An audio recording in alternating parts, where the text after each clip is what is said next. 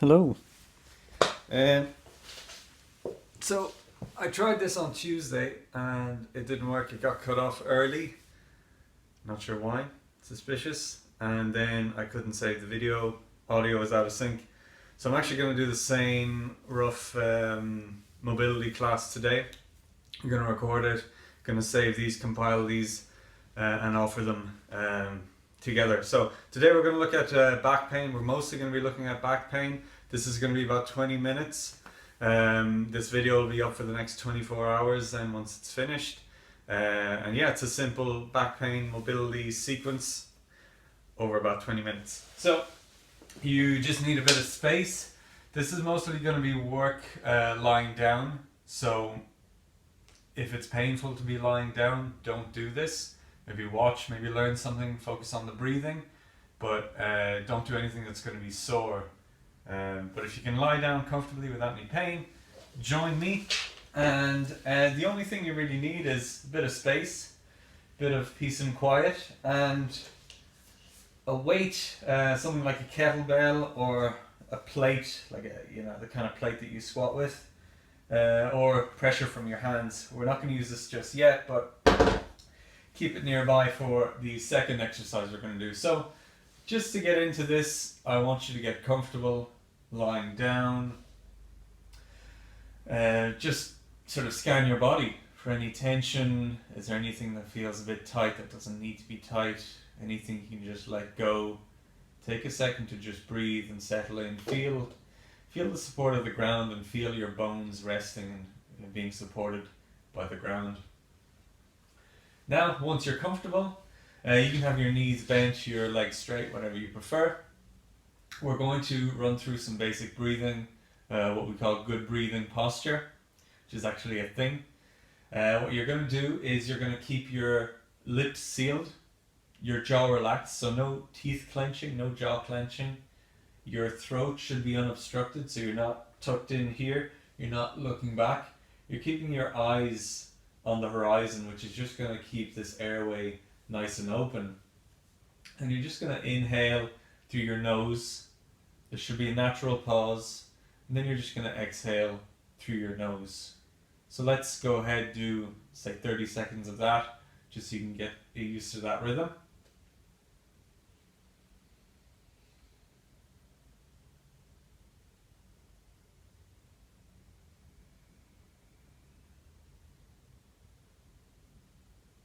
I want your focus to be more than anything on really just slowing down the breathing.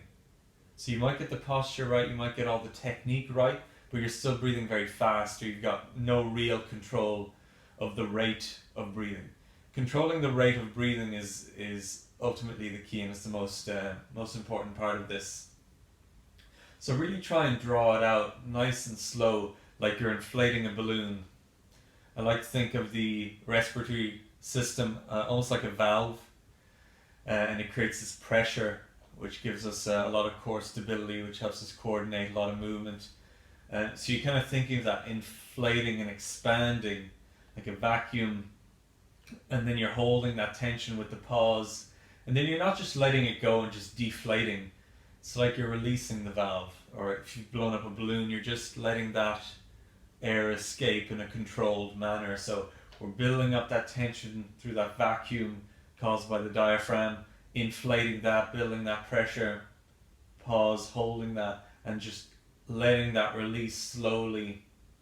And then towards the end of your exhale, you're trying to really empty the lungs. You're drawing your belly button in, you're pulling.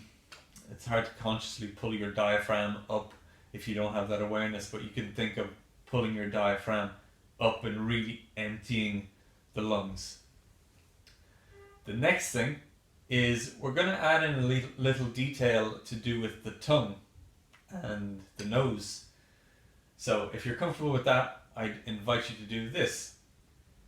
Your tongue should rest to the roof of your mouth. So this is the roof of your mouth, this is your tongue, and it's going to make a nice gentle contact across the palate. So you should think of it kind of filling up that space. You should feel like you can kind of, it's almost like it fits right in the tongue. It slots right in there in that space in the palate. And what I want you to try to do is, as you're inhaling, you're engaging up into the palate and you're thinking of spreading it as you inhale. So now I invite you to take about 30 seconds and notice the difference in your inhale when you press your tongue to the roof of your mouth and when you don't. So just notice, let's just do that. Let's do that for 30 seconds. So inhale, press your tongue to the roof of your mouth, just gently. Shouldn't be a lot of effort, but you're just thinking of spreading the palate apart, spreading your teeth apart.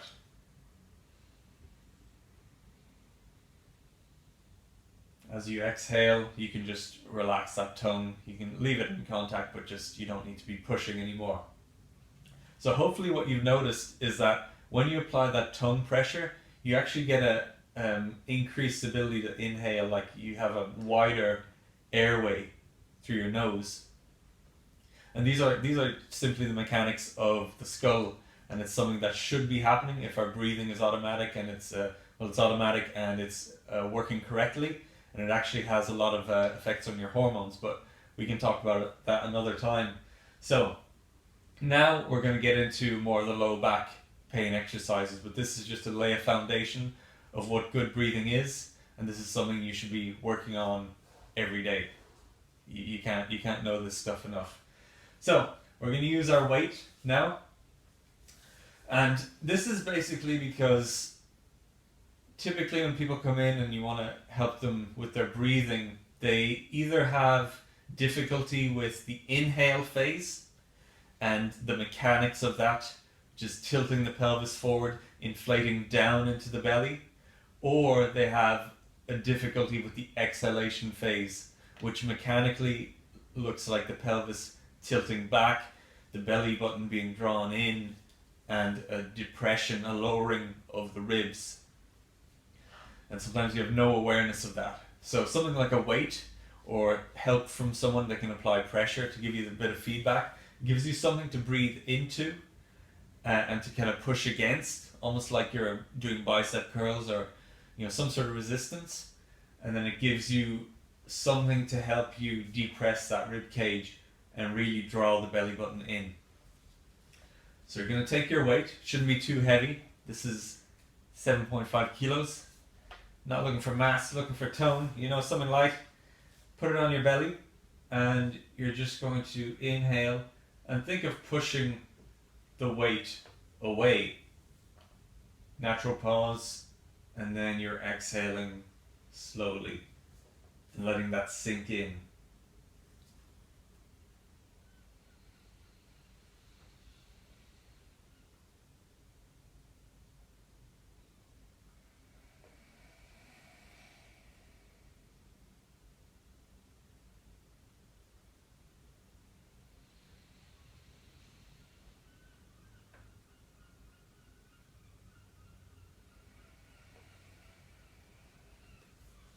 Okay, so I'm going to talk in a little bit more detail about what's actually going on mechanically. So as we inhale, as this expands, you might notice I'm really exaggerating it, so don't worry if you can't do it to this extent. But your pelvis should be rocking, should be tilting forward. You can think of your pelvis as a cup of tea, and it's like it's spilling forward as you inhale, spilling its contents forward, say down towards my toes. If I were upright, it's spilling down towards my toes. And then as I exhale, it's just coming back to that center position, to that neutral position. And it might even tilt back and spill backwards down my tailbone. So we're just thinking of inhaling and rocking that forward, exhaling and rocking that back. This should be a gentle movement, shouldn't be sore. The rule of thumb is always, if this is painful, you've gone too far. So whatever you can do pain-free, no matter how small that movement is, whatever you can do pain-free, that's what you do. You don't push into the pain. No pain, no gain does not apply here. It's a silly way to work when it comes to overcoming pain. The next thing I want you to think of is your low back. So as we inhale and that pelvis spills forward, we should be creating a bit of an arch in the low back. We're using our lumbar extensor muscles to kind of arch that low back, help us push that weight away. And then what we want to do is, as we exhale and roll back, is to flatten the low back to the ground. We should be closing this space, and those muscles should be relaxing. So again, people come in and they've usually got one or the other issue. They're either struggling with this or they're struggling with that. And it's like any movement. It's on a spectrum. There's one extreme range here, which is full anterior tilt, and then the other extreme, which is full posterior tilt.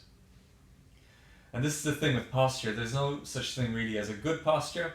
We have usually people who are stuck in one area and unable to move out of that area, or unable to move into something different. So we're just re-establishing that, exploring that movement from one end of the range to the other, back and forth gently with the breath, giving the brain an opportunity to reintegrate it and perceive it as safe again. So oftentimes people have really tight, you might have that, you can assess for yourself, those paraspinal muscles, the QL muscles either side of your spine in your low back are maybe really tight, or maybe only one of them is really tight. We're looking to allow that to relax, and we're going to do that with the exhalation, and that's going to lengthen those muscles and teach them to let go. So let's again do a minute or so of this, just getting into that rhythm. Don't force anything. Again, what I'm doing probably looks quite accentuated. That's partially because I'm doing this for years now and I've gotten to that level, but also because I want to make it as obvious as possible for the video. So let's just settle in. The movement could be very, very little, but have it be driven by the breath. Exhale, sink down, flatten to the ground. Inhale, push your belly out, push the weight out, create that gentle arch.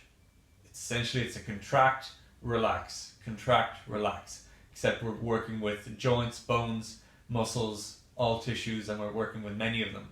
But it's the same as contract, relax. You're re-educating that contract, relax ability.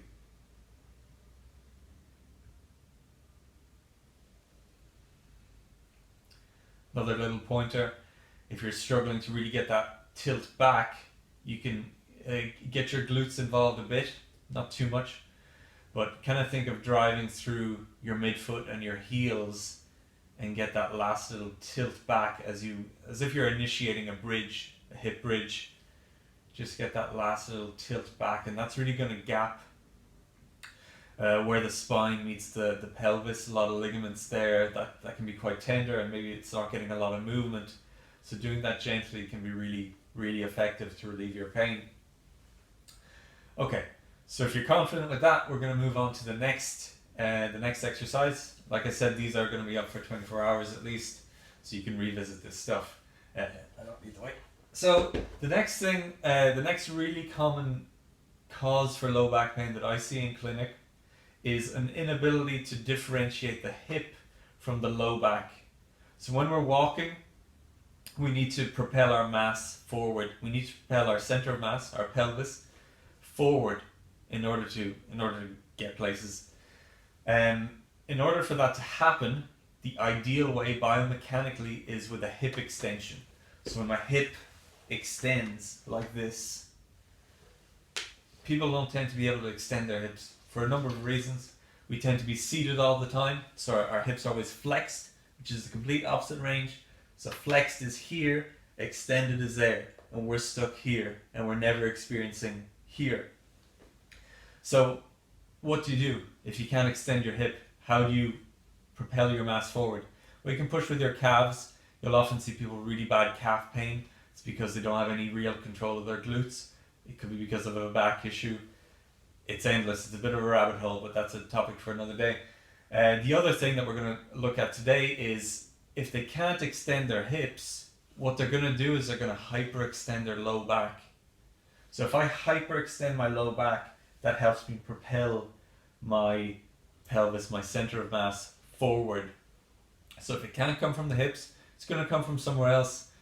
The common culprit is the low back for a number of reasons. And your body always finds a way. That's the compensation. It could be something different, but that's what we're doing today. So we want to train the ability of the low back to kind of remain stable and almost tilted backwards, the opposite of what it needs to go that way, while teaching the hip to extend. So maybe that sounds complicated. It's not. I'll show you now. We're going to inhale. Actually, we're going to inhale and lift the knee. We're going to reach opposite hand to opposite knee. So that's the flexion, and that's the extension of the lumbar. What we want to train is the opposite, which is the extension and the flexion of the lumbar. So we're going to inhale, touch, and as we exhale, we're rolling back the same way we've been doing, flattening the low back, but we're then lowering the leg and then pushing down into the ground and getting a gentle glute contraction. So this is no more than 20% effort when you're pushing. It's just to get a bit of activity. It's not like you're trying to build mass and strength and tire yourself out. We're just kind of stimulating those muscles that are underactive and getting them to pitch in a bit more. So we're inhaling, belly's rising, you have that low back arch. As I exhale and flatten to the ground, I'm lowering this leg, which is the beginning of a hip extension. And then once I'm down, I'm just pushing into the ground a bit and initiating a hip bridge. We're not really getting to the hip bridge. I think that's maybe a bit more advanced for now. So let's do a few reps. Inhale, opposite hand to opposite knee. That's important. Exhale, lower, flatten the low back, and push. Get that glute contraction. 20%, shouldn't be sore, shouldn't be cramping. If it's cramping, you're doing too much. Exhale, lower, and engage the foot. Next, we're going to do the other leg, so you're not walking in circles. You're going to inhale, opposite hand to opposite knee. Belly should be rising, arching your low back. Exhale, flatten to the ground, lower, and engage into the ground with your midfoot. You can think of your midfoot, essentially the middle of your foot. Think of squashing an orange. It's one way of thinking about it. Or squashing whatever you want to squash. You're not gripping your toes. It's a nice even pressure down through your foot. That should allow you to feel a nice bit of contraction into your glute. If it doesn't, take a note of that. You let me know, I can send you some other stuff for that. So let's keep doing this other side. Inhale, reach to the opposite knee. Exhale, and engage, flatten the low back. Inhale, and exhale, flatten, lower, and engage with the ground. Get that glute contraction. So this is very much the foundation. If someone comes in with low back pain that's caused or contributed by an inability to extend their hips, this is one of the first things we do, and we can progress from there. So final exercise we're going to do, we're at 20 minutes now. Let's only go for maybe 2-3 more minutes. You can get on with your day. We're going to lie on our side. Get comfortable. If you want a pillow for your head, you can get one of those. And I just want you to be roughly aligned here. Your joints kind of stacked. This should be comfortable. We're working on the low back in what's called a frontal plane, in this side-to-side plane. All we're doing is we're straightening this top leg, and we're just thinking of hiking that pelvis. So you see this bone here at the front of your pelvis, sort of at the top of your pocket? You're thinking of pulling that straight up into your ribs. You should feel a contraction of these kind of side muscles, oblique muscles, and what's called your QL, really thick muscle in your low back on that side. So you're thinking of pulling that up towards your ribs as we inhale. It's important. And then as we exhale, we're reaching the heel down and away from the body. We're decompressing the hip as we exhale. So the breathing pattern is important here. Inhale, we're compressing through that hip, bringing that up towards the ribs. Again, nothing should be painful. It's going to be muscular effort. This is probably the toughest one we're going to do, but it's not painful. If it's painful, don't do it, or only do as much as you can. Exhale, reach the heel away from the hip. Decompress that hip actively. And really think of reaching with your heel. It makes a difference. It feels different. Inhale, compress. Exhale, decompress, reach away from the hip. Next thing we're going to add in is a reach of the top hand. So I'm inhaling, hiking this up towards my ribs. I'm going to assist that by reaching down deep into my pocket. It's not a real pocket. It's an imaginary pocket. You're reaching down into it for something valuable. And you're getting that lat and other muscles of the, more so the upper and mid back, to assist in that compression and contraction